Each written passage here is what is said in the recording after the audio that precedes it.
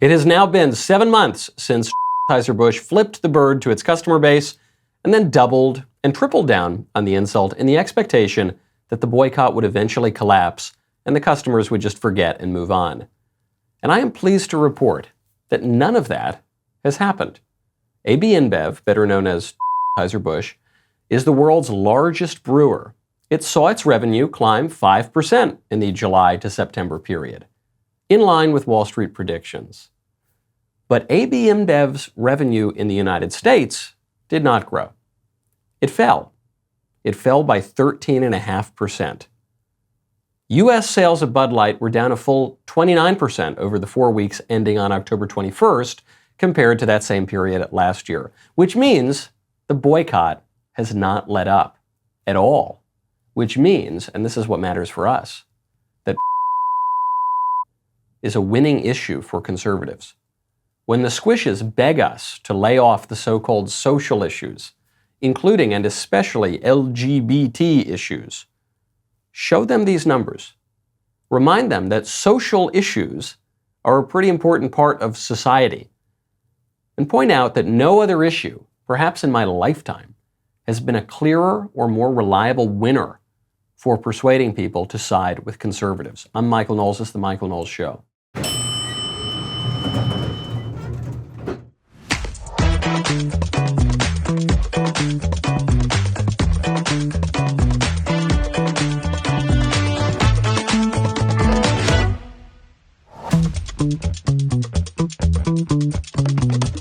Welcome back to the show.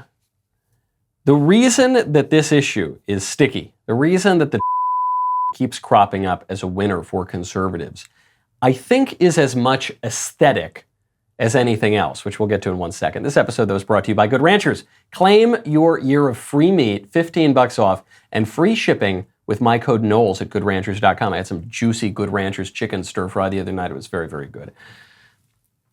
The reason...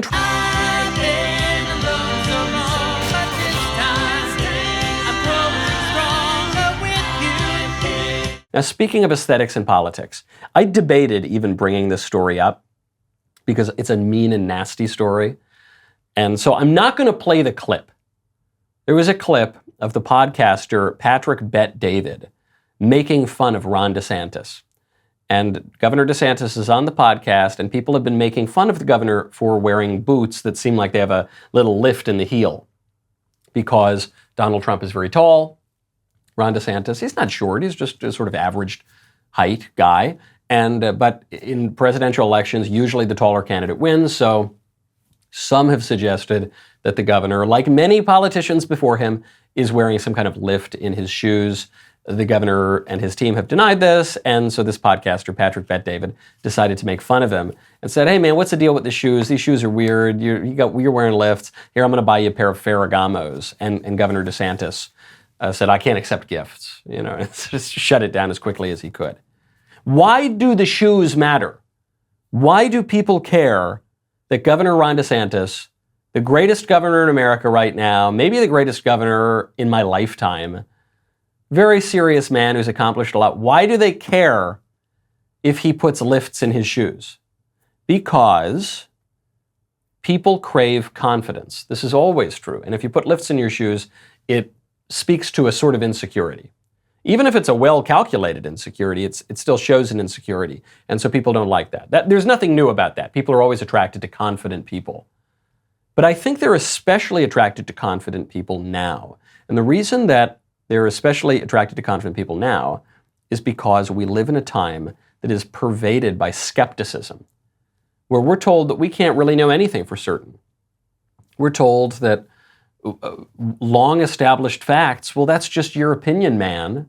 We're taught that basic philosophical premises are just, that's just what you think. You can't prove that. How do you know? You don't know. It's just your belief, dude.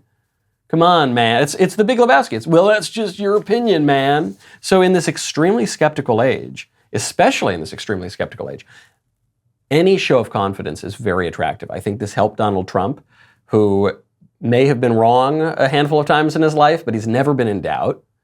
I think that's why people are attracted to Trump. I think it's why people are attracted to AOC. AOC's wrong about almost everything, but she's always so confident about it.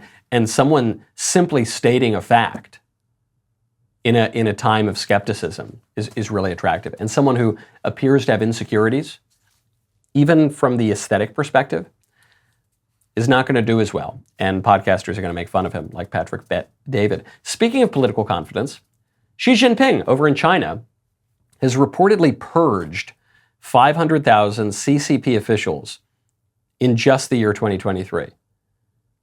And this is being reported as a horrible thing. But it should be clear, when they say he purged these officials, they're not talking entirely about Stalin-esque mass executions. There have been some party members who have gone missing, at least for periods of time. But broad, when they're talking about 500,000 people purged from the Communist Party, they're talking about people who were fired and brought up on charges and punished for corruption. This is, call me crazy. I don't want to seem like I'm a Xi apologist here or like I'm but isn't that good? Isn't it good to get rid of and punish, not like get rid of, but like fire and punish the corrupt people in your government? Shouldn't we be doing that? Wouldn't that be good if we also did that? We never do that. No one who engages in corruption in our government gets in trouble. Republicans get in trouble for not engaging in corruption. Democrats engage in widespread corruption. The President of the United States, along with his son and his brother, shook down leaders around the world for millions and millions of dollars. We have copies of the checks of the payments from the bagmen to the big guy up top, the Oval Office occupant, Joe Biden himself, and it doesn't matter. It doesn't matter whatsoever. And forget about the electeds for a second. What about all the bureaucrats? We always are complaining about the deep state, the administrative state. Well, what we need to do is purge the deep state and the administrative state. Not in the Stalin way, but not totally dissimilar from the Xi Jinping way. We need to fire them, get them out of their positions of power, and if they've committed crimes, we need to try them for those crimes. The federal bureaucracy is it's millions of people, actually. Depends on exactly how you count it, but it could be up to 2 million people. Most presidents who come into office are able to swap out 4,000 to 5,000 people in the bureaucracy. In order to have anything even resembling meaningful change, you would have to swap out 40,000 to 50,000, at least. So I look at Xi here and I think, well, I don't like communism. I'm not rooting for America's adversary over America. I'd like America to be really strong too. But one way to be strong is when we see our adversaries do things that are effective and that are helping their countries, maybe we ought to learn that lesson too. Now, if we're going to engage in any kind of serious political action, we're going to want our bodies to be feeling good, which is why we're going to want to check out Good Ranchers. Right now, go to goodranchers.com, use promo code Knowles. There's a lot at stake this November, so don't be chicken and shop at the grocery store like usual. Instead, head on over to Good Ranchers. No, that's not a pun. That's just a great place. Good Ranchers. This is my only problem with being on the road. I like being on the road. I'm in a fun location right now, but it means I eat less Good Ranchers because it's all in my freezer at home, and sweet little Lisa can only make it 4 or 5 nights a week, sometimes for breakfast too. Their Black Friday Your Way sale is live. It's something you don't want to miss. They've got great meat puns. They've got even better meat. This November, you get to pick your favorite meat to get free for a year. Pick a year of free steak, salmon, chicken, or bacon when you subscribe to any box right now. Man, that is crazy. It's a crazy deal. I'm reading this for the first time now. That's outrageous. Better yet, when you subscribe to any box on goodranchers.com, you not only get a free gift of meat worth up to $480, but you also get up to $15 off with code Knowles, Knowles. They got the best meat out there. You're going to get a year of free meat, $15 off, free shipping with code Knowles. It totally sells itself. It's the #1 place in America to get all your meat, and seafood, by the way, and chicken, and pork, and all of it. Goodranchers.com right now. Use code Knowles, Knowles. Speaking of purges, Democrats for years now have been talking about packing the Supreme Court. And they want to pack the Supreme Court because the court has generally ruled in favor of conservatives on at least a handful of important cases. Not all the important cases. The Supreme Court, with the support of allegedly conservative Justice Gorsuch, enshrined into civil rights law. That's not very conservative. The Supreme Court redefined marriage. Now, of course, that was before all of the Trump nominees got there. But still, there were conservatives on the court. They redefined marriage in Obergefell. They ratified Obamacare, which was completely unconstitutional. They've done all sorts of things, but they've also overruled Roe v. Wade. They've also ruled in favor of the Second Amendment. So they've done things that the Democrats don't like. And the Democrats have said, okay, we're going to pack the Supreme Court. But that's politically unpopular because it seems as though Democrats are upending our system of government. And the moderate Democrats and the independents and the kind of just fashionable liberals, they don't like that. That doesn't poll very well or play well in Peoria. So the Democrats have a new strategy. They're going to do reverse court packing. I've got to thank Ken Klukowski over at Breitbart for that phrase. In a recent write-up yesterday or the day before, he pointed out that reverse court packing will have much the same effect as regular court packing, but it will be more acceptable to the public. And what is reverse court packing? Reverse court packing is when the Democrats go in and try to get the conservative judges to recuse themselves from a bunch of cases, or ideally to resign. And how are they going to do that? They're going to say that Clarence Thomas went on vacation once and he didn't pick up his breakfast tab. The host of a conference picked up the breakfast tab. And so that's a bribe. And even if Clarence Thomas has never ruled on any cases that really pertain to these people, it's bribery, it's corruption.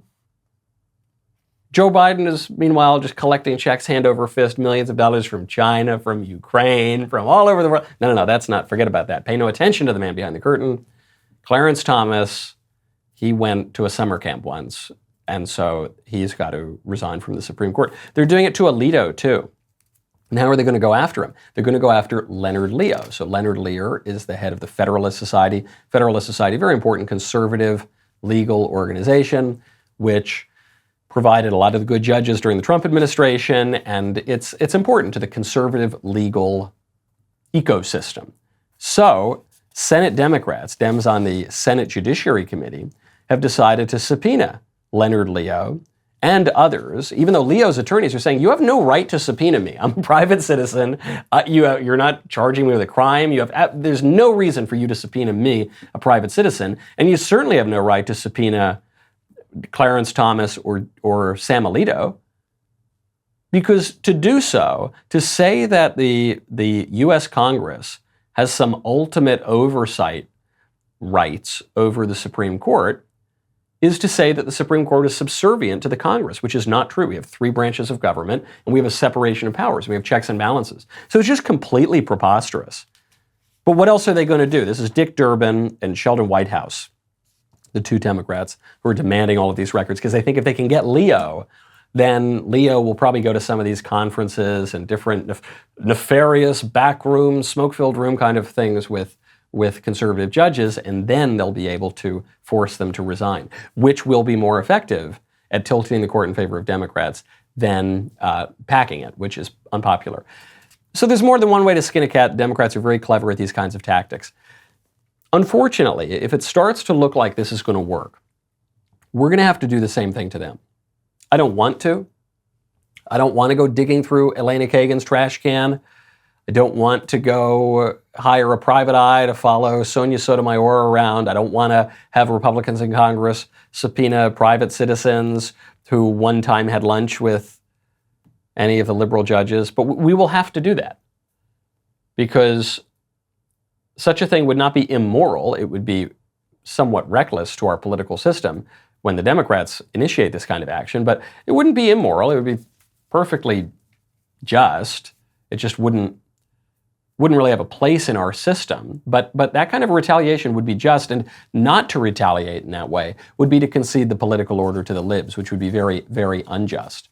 So they want to go down this road. It looks like they've come to their senses on actually packing the Supreme Court, positively packing the Supreme Court. So now they're going to try to negatively pack the Supreme Court, and we're going to have to hit them if they do it to us. There's no way out of that. The only way out is through. Speaking of the Supreme Court, and speaking of the court generally ruling with conservatives on some big cases, even on what has been hailed a conservative win, some conservatives are saying actually it constitutes a loss, and Senator Josh Hawley wants to reverse a Supreme Court decision largely hailed as a Republican victory, and that is the Citizens United decision. So the Citizens United decision is 10 years old now?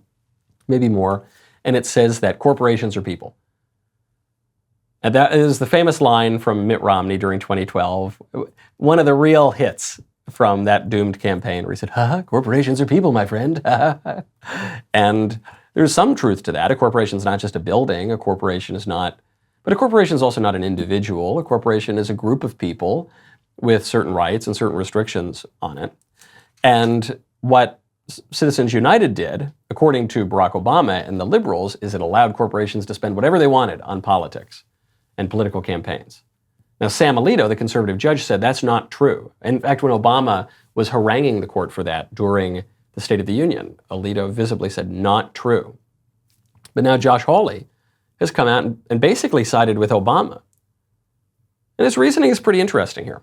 He says, politically connected corporations, quote, have been in favor of almost everything that has been devastating for us. Beyond economics, he says, what's new in the last 2 or 3 years is that those corporations now want to dictate voting laws in the states. They now want to dictate rules on biological men playing women's sports. So the old left knock on corporations and politics is, well, they're just going to spend money to buy politicians so that the politicians write the laws so the corporations make more money. That would be bad enough. That happens all the time in politics. That would be bad enough. But what Hawley is saying is, no, this is even worse. The corporations now want to rewrite the voting laws. The corporations want to rewrite anthropology. They want to rewrite what girls' sports it means. They want to upend all of our values and our beliefs, and that's a bridge too far. So then, and this is my favorite answer, someone asks Hawley, is he only going after the corporations now because they're liberal? And I love his answer was, well, actions do have consequences. I love that. He doesn't even try to hide it. He says, yeah. Of course, if the corporations were just being normal and saying we should all live in a normal, flourishing way, I wouldn't really have a problem with it. But if the corporations are going to come in and wield their immense power in this country, especially after many decades of deregulation, largely propelled by conservatives, then we're going to have to rein that in. This is a big difference here between a libertarian and a conservative. Libertarians oppose big government. Conservatives oppose outsize everything, all kind of outsize power. The libertarians, they focus their ire on the state and the statists and the government. And yeah, you don't want the government or the state to have an outsized degree of power. But big corporations can wield power unjustly and can threaten our rights and our way of life just as well as the government. In some cases, the corporations can do it in a more effective way because they're even less accountable very often than the government is. I don't want some bureaucrat in DC stomping out my rights and my way of life. I also don't want some weirdo at Google doing the same thing. Speaking of protecting ourselves, when you want to protect your body, you got to check out Bulletproof Everyone. Right now, go to bulletproofeveryone.com, use promo code Knowles. We'd like to thank the sponsor of today's show, Bulletproof Everyone, because Bulletproof Everyone is a premier American body armor manufacturer and supplier designed and built for everyday wear. Their unique armor systems offer 25% more coverage than standard armor while maintaining flexibility and all-day wearability. Bulletproof Everyone's ultralight armor system is so light and thin, you might just forget you're wearing it. Your safety and discretion is their top concern. Unless someone puts their hands on you, no one will have any clue that you're protected. With Bulletproof Everyone, you are not a walking billboard. There are no visible logos and no flashy designs. Their comfortable tailor-made clothing system goes above and beyond, adding additional security by keeping you incognito and under the radar. Work or play, Bulletproof Everyone has got the perfect armor system to fit your everyday lifestyle and everyday budget. Right now, our listeners can get 10% off plus a free Bulletproof backpack with the purchase of any Bulletproof clothing. Just use code Knowles, K-N-O-W-L-E-S, at checkout at bulletproofeveryone.com. That is bulletproofeveryone.com, promo code Knowles. Speaking of dubious political speech, there was a threat made, multiple threats made to Jewish students at Cornell. And I'm going to Cornell on Monday, so this interested me even more than the usual threats made on campuses. So I look at it, said, okay, I think this is a legit threat. Meaning, I don't think it's a hoax. I don't think it's the Jewish students sending it to themselves. Students have done that. Usually not Jewish students, but black students have done that many times, which I outline in my book, Speechless. I'm on the road right now, so there's no bell, sadly. You've seen this on sexual hoaxes, women claiming to have been raped on college campuses, and then evidence comes out that it just wasn't true. Meanwhile, the men's lives have been ruined by some kangaroo court of professors and diversity deans. But usually Jewish students don't do that. So I said, I think this one is probably legit. It turns out that it is legit. A student from upstate New York has been arrested for making these threats, and the student is ethnically Asian. Which is, that's not supposed to be how it works. Hold on. The threat was made against the Jewish students, so the person who made the threat has to be a neo-Nazi white supremacist, so the student has to be white. Ideally, for the liberal media, this threat would have been made by a white student, and then we could have had weeks and weeks of a national conversation about white supremacy and how white men with their toxic masculinity and their evil, pallid whiteness, they need to be run out of society. So that would have been ideal for the liberals. Second to that, the student was supposed to be Arab. Arabs were considered white for statistical purposes in the US for a long time until it became clear that being white was a disadvantage in politics. So then all of a sudden that kind of went away. And that there was a new group, the MENA, the Middle East North Africa group.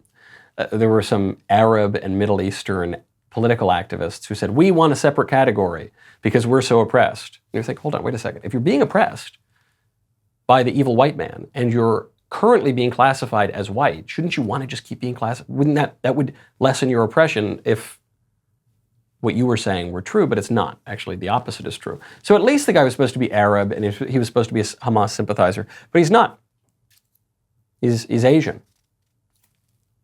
What do we do with that? I imagine what we're going to do is that the story is going to disappear because these stories do not make it to the news because of the stories themselves. The stories make it to the news because of the narratives that already existed. And the stories are selected according to the narratives. If they fit the narrative, the stories get selected and you hear about them and they become a cause celeb. And we now think of George Floyd as some kind of secular saint. Even though black men are killed in violent ways every day in the United States. And criminals are killed in violent ways every day in the United States. And drug addicts who take lethal doses of drugs overdose on those drugs every day in the United States. And people aren't killed by the police quite so constantly as the left says, but policing is a dangerous job and you're dealing with criminals and there are officer-involved shootings. The reason George Floyd made it, of course, is because his story fit the narrative. And all the other stories that don't fit the narrative, you just never hear of. Same is true here. I doubt we're going to hear very much more about this fellow at Cornell. Maybe I'll hear about it, though, when I go up to Cornell on Monday. Speaking of people threatening to kill the Jews, the Houthis. The Houthis, it sounds like a 50s doo-wop band or something, but it's an Iranian-backed Yemeni terror group has just declared war on Israel. So now we have the state of Israel was attacked by Hamas. Hamas runs the Gaza Strip. Gaza is one of the Palestinian territories. Hamas is funded by Iran. Hezbollah, just north of Israel, runs the south of Lebanon. Hezbollah then gets in on the action pretty quickly. Then you have other terror groups attack U.S. bases because the U.S. is allied with Israel in Syria and Iraq. So then Israel bombs an airport in Syria. So now we got Syria pretty well involved. Now we go down the Arabian Peninsula, we seem to have Yemen involved. And Yemen already was in the midst of a sort of civil war and was already getting bombed by the Saudis. So now they're sending missiles to the Israelis, but their missiles aren't that good. So anyway,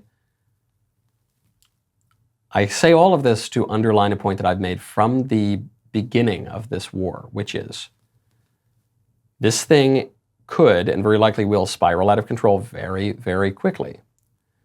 And different nations have different interests here. The interest of Iran is to obliterate Israel from the face of the earth.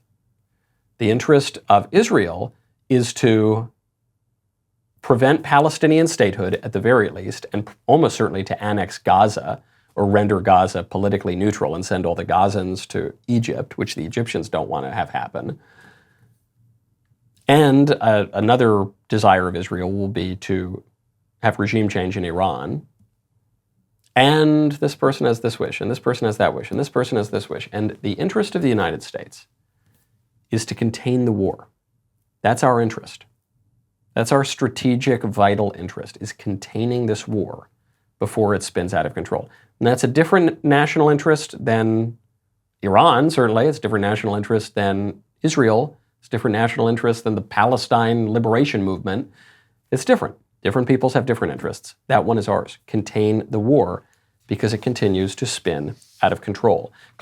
Containing the war means wrapping it up as quickly as possible without risking that it will erupt again too soon. It's going to erupt again. This kind of a conflict has been going on in this way for well over 100 years, and it's been going on more broadly for millennia. It's not going to end. There's not going to be any final end to this war. So you could say, all right, we want to wrap the war up, so let's just have a ceasefire immediately. Well, is that going to solve the problem? If Hamas continues to rule in Gaza, then Israel can't feel safe in any way, and the war is just going to erupt again in 2 seconds. So you cannot allow Hamas to continue ruling in Gaza, but then what do? Do you then just totally glass Gaza and genocide all the Palestinians, or send them to Egypt, which Egypt's not going to take them? No, I don't think that's going to work. I don't see Iran or any of the other Arab states around there were just rolling over for that. What do? It's very tricky. If I had the answer, I would. Well, I said I would win a Nobel Prize, but they don't give Nobel Prizes to conservatives or people who fix things. They only give Nobel Prizes to people who make things worse and to liberals. But I repeat myself. So if I had the answer, though, I would be the wisest statesman of the last 100 years. So I'll let you know when I come up with it. Speaking of allies, there is a Minnesota school board candidate who is insistent on giving kids, little kids, a way to identify allies, to talk about.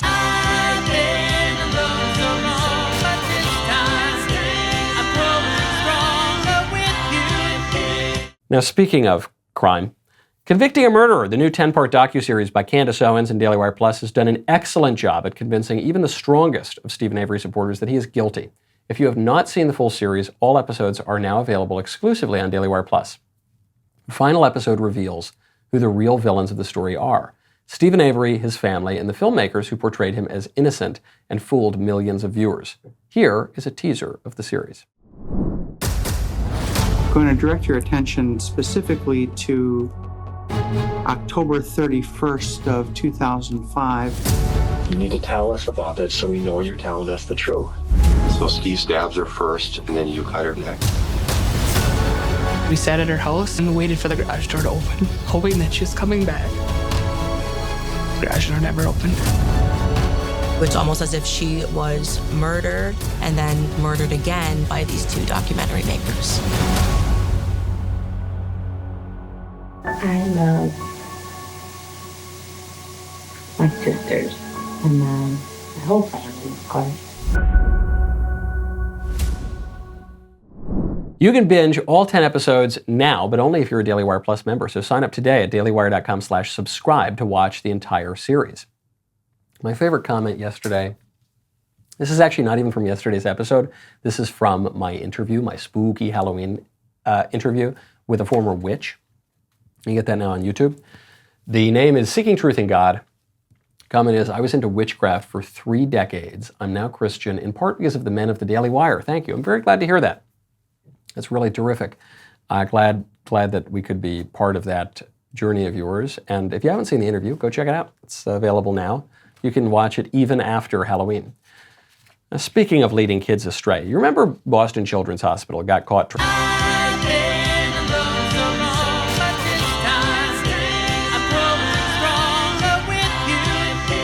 Speaking of troubled children, and speaking of all that boring House oversight, the stuff they're uncovering is good stuff.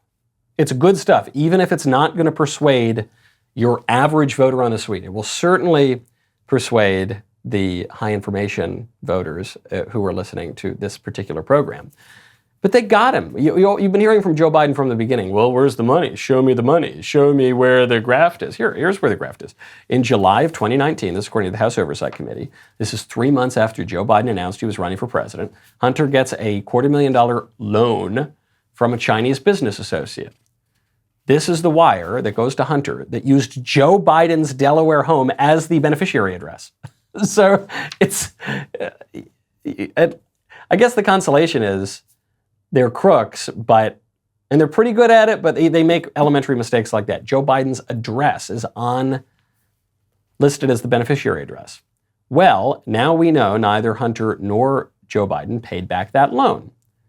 Instead, Democrat donor and Hollywood lawyer Kevin Morris acquired Hunter Biden's stake in Bohai Harvest RST, which is one of these sketchy China deals. And then this guy just assumed the debt for Hunter. He just assumed the $250,000. Why? Why did he do that? Because they were long-standing friends, childhood friends, and he just felt bad for poor old Hunter, who he was struggling with drugs and no, they actually only met in 2019 at a political fundraiser for Joe Biden's campaign.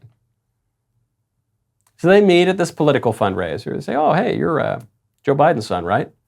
Cool. How can I bribe you? Oh, cool. I can assume this loan that was never going to be paid back anyway from your crooked counterparts in China. Oh, okay, great. So House Oversight asks, why is a Democrat donor taking on Hunter's China debt? Raises serious ethical questions. Yeah, of course. I love this stuff. I encourage James Comer and the House Oversight Committee to keep digging it up. I like to be able to have proof when people make silly claims like there's no evidence that Joe Biden took bribes or anything like that. I like to be able to refute that. It's not going to matter. People know Joe Biden. Just like people know Donald Trump, people know Joe Biden. They know that he is a simpering, backslapping, empty suit of a politician. They know he's dirty. They know he takes bribes. They know it doesn't matter.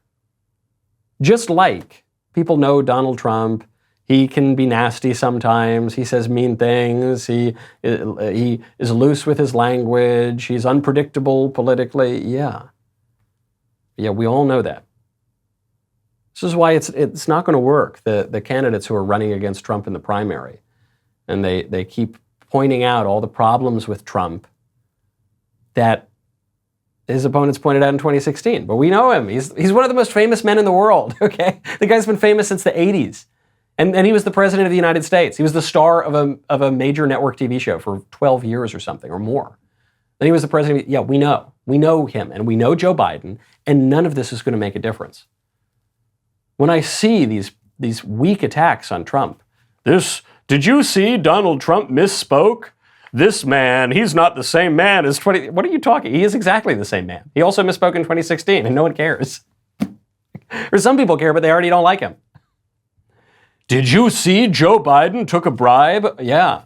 Uh-huh.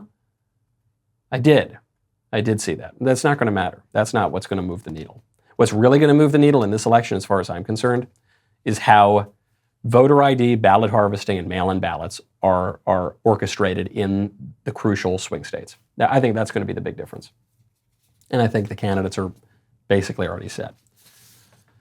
Speaking of government payoffs, I'm going to have to tease this. I want to, you know me, I'm a tease.